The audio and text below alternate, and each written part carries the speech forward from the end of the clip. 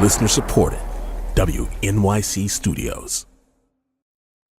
I look down on people who invest a lot of time and energy into status symbols that can just go away in a second.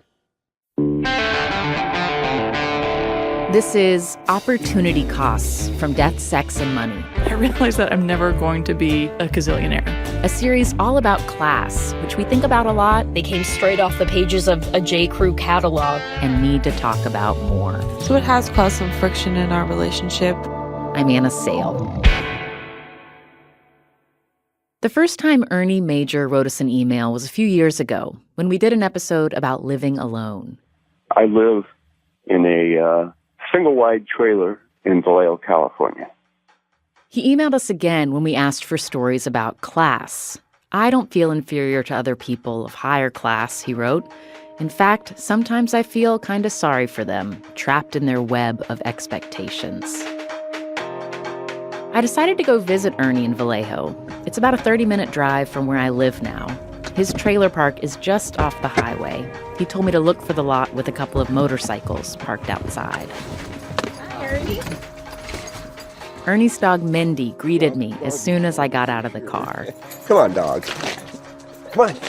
We headed into his trailer, and Ernie showed me around inside. A very brief tour of the high points. Yeah. If you step in there and look to your right, you will see the latest addition. The washer-dryer? The washer-dryer. Oh, how long have you had that? Oh, a couple months. It's life-changing, isn't it? Yes. Yeah.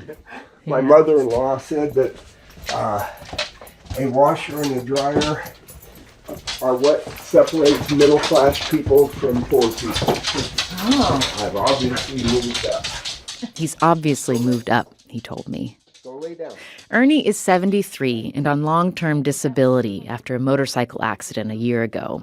He settled into his recliner. Mindy settled into her bed right by him. And he told me about crossing back and forth across class lines many times in his life. Until recently, Ernie worked at an oil refinery in a control room monitoring safety cages.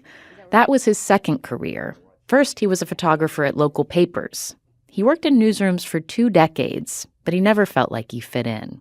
There's a couple really great people that I still have contact with, but for the most part, it just didn't stick socially. How do you feel in relation to the term middle class? I think I'm socially lower middle class economically, a bit better than that, or at least I was. Now I'm retired. What's socially lower middle class mean? Means the people I hang with. I usually have breakfast at Maggie's, this little joint here in town, and all my friends are bikers and things like that. So yeah, I don't aspire to move up. Has that always been the case? Pretty much, yeah. Why do you think that is? That's where I'm most comfortable. Yeah. Does it feel, what have you noticed about how you feel class-wise now that you're not working? Well, I still live in this pretty gritty part of town. You know, I've had a burglar being chased through the trailer park run up on me while I was outside working on a motorcycle one time. And I pulled a pistol out of my pocket and said, "Bad idea." And he turned around, went the other way, and I heard him chasing him down the street. But, it's, I kind of like it here.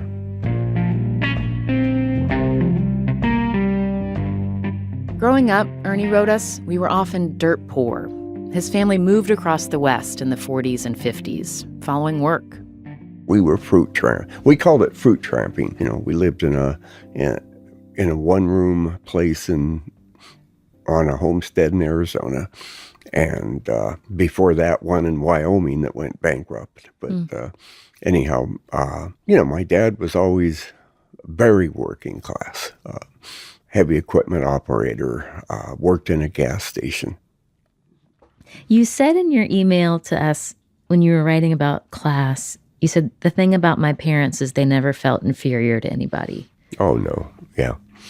My mom made a point of it. I remember we had, in Arizona, we had a Model A that didn't have a top. The top had been cut off. And sometimes when we didn't have enough gas, my dad would make a mixture about 50% gas and 50% kerosene.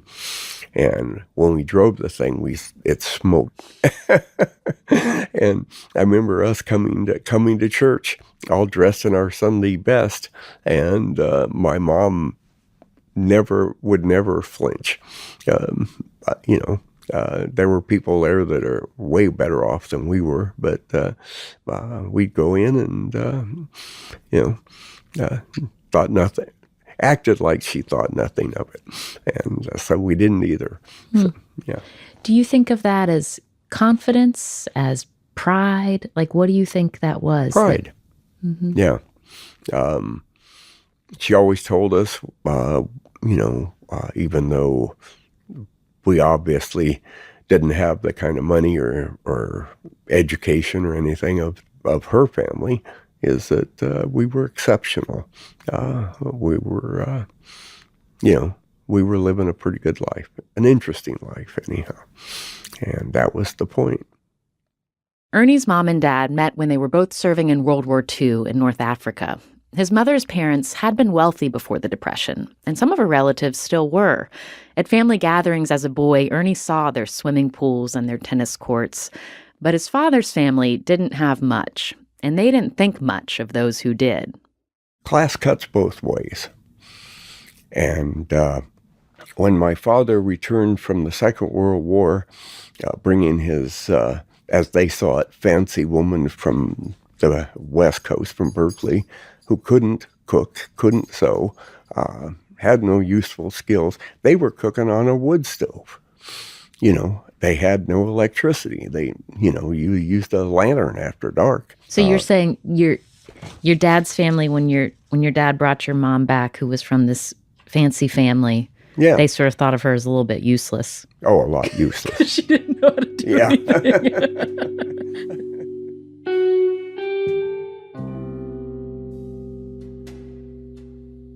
In the summer, we would travel. And we would follow the harvest, the later part of the summer. Mm-hmm. But there were jobs that white people could get just by being white people. My dad could usually get a job in the packing shed driving a forklift or something. Usually didn't have to go out and do the picking. Us kids did. It was illegal, but we did. How old were you? We were in grade school still. Uh-huh. And were you working alongside adults? Oh, yes. Were the adults mostly not white? Mostly, but there was a certain amount of I'd call them old alcoholic guys that worked in there too. They were still, this was the 50s, there were still, quote, Okies, and but they were being pushed out by the Mexican part, Do you think, kind of thinking back to your time as a kid working in the fields, like, do you think that ability to kind of not feel emotionally invested in where you were fitting in the hierarchy is related to being able to kind of move between because you're white? White, and I had my mom's family was upper middle class for sure, So I had a connection with people who were definitely not the same as us.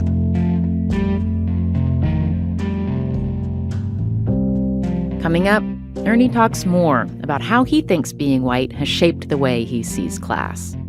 Well, I understood early on that it gave you a step up, even though we were dirt poor.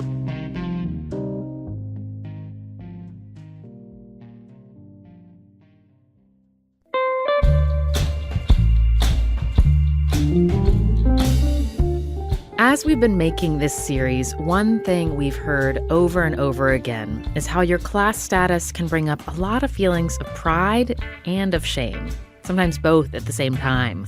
A listener named Elizabeth even said that's how she defines class. So since I was a kid, I've always had this idea about class.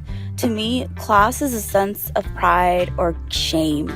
I had this realization when I was 11 and my family moved at one part of town that wasn't the best, and we did move into a medium-sized home. Most of my classmates lived in a trailer park, so because of, I guess, this difference, I was teased. I kind of felt ashamed. We've made a survey asking you to tell us what about your class status makes you feel proud and what makes you feel embarrassed. We've gotten a lot of great answers already. Robert in Phoenix is proud because I didn't go to college and barely graduated high school. I was just fortunate enough to find something I'm good at that pays well. But he feels shame that often I feel like a fraud. Wendy in Florida says she's proud of her stable, loving marriage. My car is paid for and I own a home in a gated community. But I'm ashamed that I feel like teenage me would consider me a sellout. And Tisha in Rhode Island says, I'm trying the best I can, but I'm always broke. Those are some of our coworkers at WNYC giving voice to your messages. You can add your feelings of pride and shame at deathsexmoney.org/class, our website for this series. Just scroll down and click Take Our Survey. You can also tell us a song that represents your class identity. We're putting together a Spotify playlist from your suggestions. Take a look at what's already been added. There's a link on our Facebook page. These 5 episodes are it for our Opportunity Costs series for now. But given that money is in our name, we'll keep taking bites out of this big apple. Thanks to the hundreds of you who have shared your class stories so far.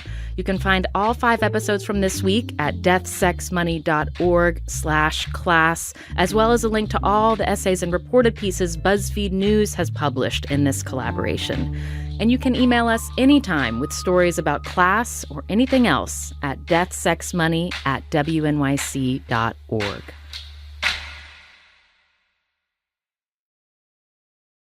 This is Death, Sex, and Money from WNYC. I'm Anna Sale. Ernie Major was the first person in his immediate family to go to college. He served in the Air Force in Vietnam and went to school on the GI Bill. Rode that pony till it wouldn't get up anymore. Ernie got degrees in economics and political science from Sonoma State, and he became friends with people in the civil rights and Black Power movements in the Bay Area. That sometimes put him at odds with his family. I would hear my dad and some of the local hangers-on talking about keeping the black people out. And they felt threatened by him. And I go, Dad, you like every one of them you know. And he goes, yeah, they're the exceptions. Yeah. So one of my brothers who worked in construction his whole life, he was in his late 50s hanging sheetrock, and that's a hell of a job. And that's why he's hurting so bad nowadays. But he had, you got to watch him. He has kind of a thing about Mexicans. He felt economically threatened by them. And he doesn't remember the fruit tramping days and stuff so much. He's 7 years younger than I am. And he was a very young kid during all that. So there's that kind of edge to being in the actual working class that I managed to kind of be the one who got a little above. So does that ever feel, when you say you feel like socially lower middle class, when things like race come up among other white people, do you ever feel like, and someone says something that's anti-Mexican or something that sounds racist to your ears? I say something. Uh-huh. I don't hide. I mustered out of the Air Force in Savannah, Georgia, worked in a bike shop for almost 3 years there. And people start talking about nigger-loving Yankees, and I'd raise my hand and go, "What? Here,"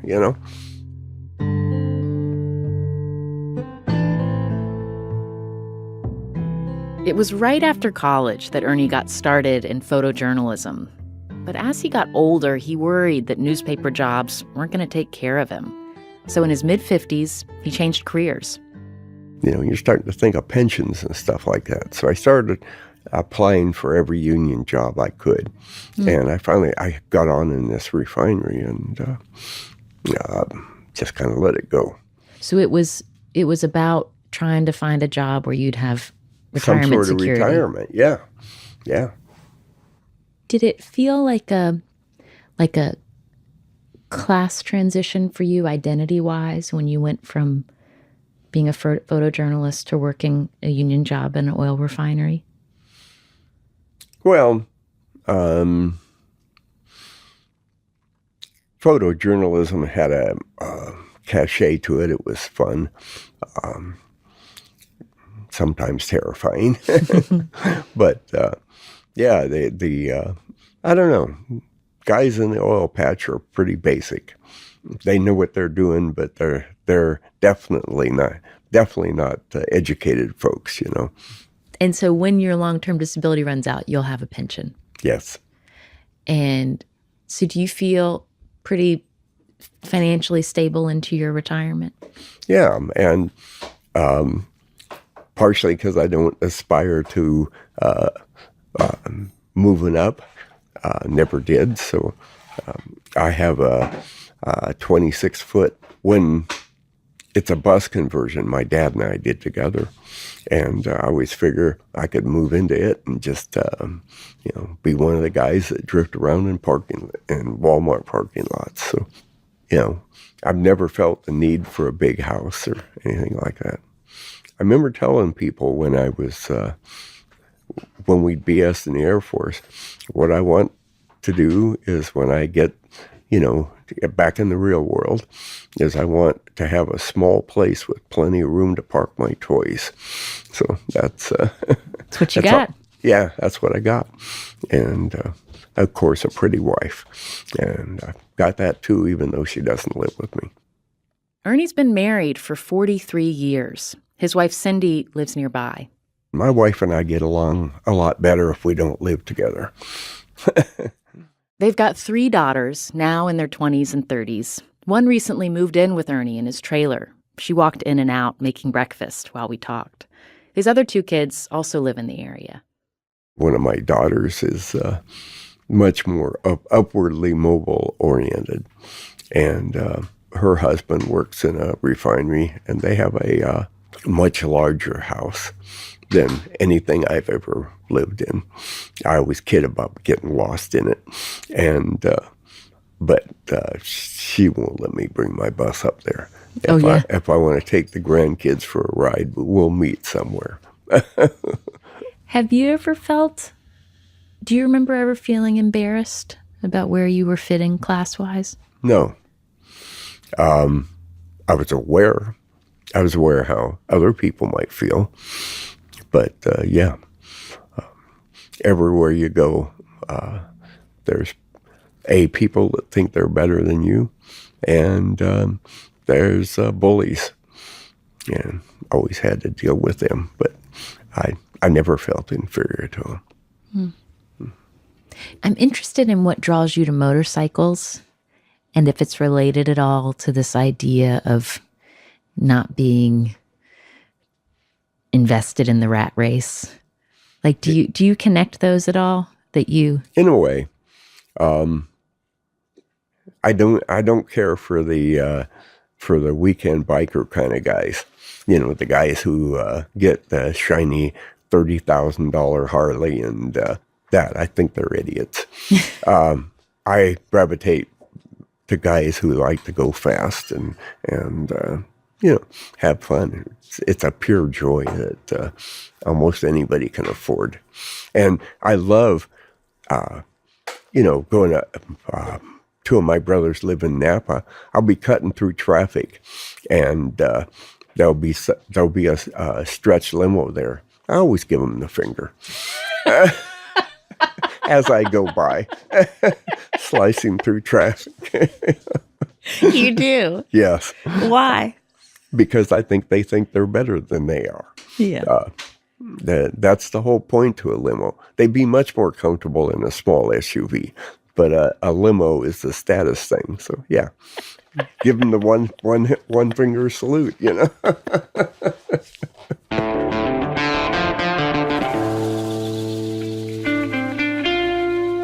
That's Ernie Major at his home in Vallejo, California. I gave him a Death, Sex, and Money mug before I headed out. You can see a picture of him holding it in his recliner at deathsexmoney.org.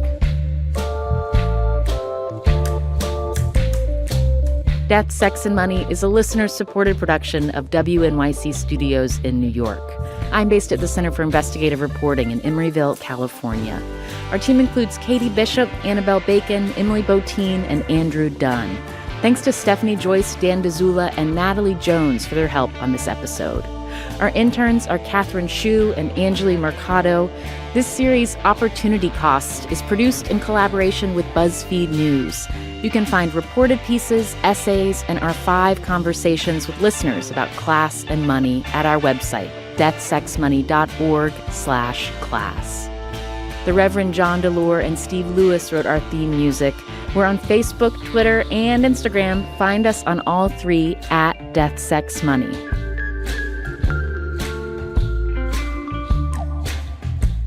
Ernie's been living in this trailer for about 5 years now.